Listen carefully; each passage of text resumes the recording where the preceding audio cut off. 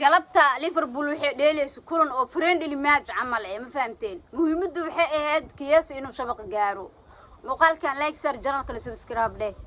kooxda al dheeleyna magaceeda ma ka seeno Alexander Arnold goolku dhaliyay what a goal macna aad u qurux badan yani kaaneeto sidoo wax uu xeenayle hadii oo macnaha ugu fiicnaan lahaa dhanka difaaca weerarkiisa ugu fiican yahay quruxay ahaan leed maanta waaweynka dhan way fadhiyeen Maxamed Saalax إلا يوحق لنا كذا إسكا أهاين كلهم كان أنفيليو كديش ليفربول waxaan ku dhahaa kaasa suuq waa furiya kooxii wala kala xamaalno macalinka wuxuu taagan yahay ciyaartooy saxiix ina bishan January aa sameeyo maraba see kula tahay Liverpool waa muhiim inay saxiix ay sameeysaa macnaha labo saxiix way u baahan tahay si horyaalka ay ku xaqiijisato arrin islaad galabta wuxuu yiri wax saxiixa suuqa bishan kama sameyn doono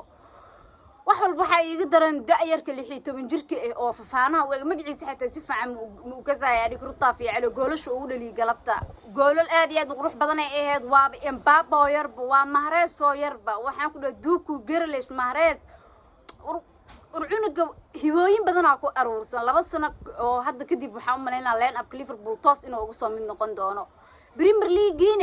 nin xoog leh xaaji u toosta Man City suuqa gashay 2 saxiixa dabka u saaran عبد القادر عبد الرحمن وحلا من ستي صوماليا نقربتها نيكي اها يشا قديقا لوز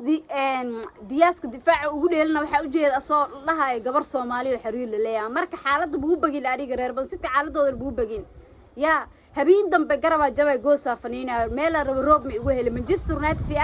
أرسنال إلا الكلاسيكو هبين دم بالإيل دونا marka saxabteed qiimaha qaayaha badneen waa kaasa muuqaalkan hada like saar channelka da subscribe Liverpool macnaha kooxda magaceeda qaybta hoos oo commentiga igu soo reeba intuu markuu difaac istaagana waa iska qoslaabo taaro intuu markuu difaac ka dheelaayo aad iyo aad ugu qoslaa intuu markuu difaac ka dheelaayo daayiro oo tayadooda ay aad iyo aad u mihi oo macnaha muhaajirkooda oo aad u fiican yahay oo islood maanta dheelsiinayay cunugan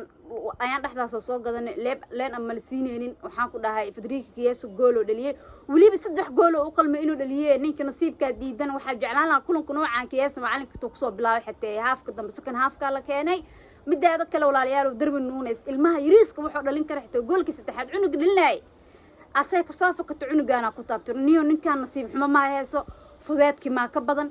نونس واحد كقلدون وافهم واري ليفربول عنقا قران صار مو وباهية 100 مليون كسو بحني ما قادي كرنو استرايكر واكوحدان دو جول كدلينكرين أنا مو جول إيجا دلنا معنا دو كوح نوعان أو جول كدلينكرين أو سير ديميا مس سير سيد كيمادي دربينو حالك إله أو ليفربول نصاصا كسو هرت سوق بيش جنوري وافر مي كوح والبمالها كل يدو توا إسكليسي دونتا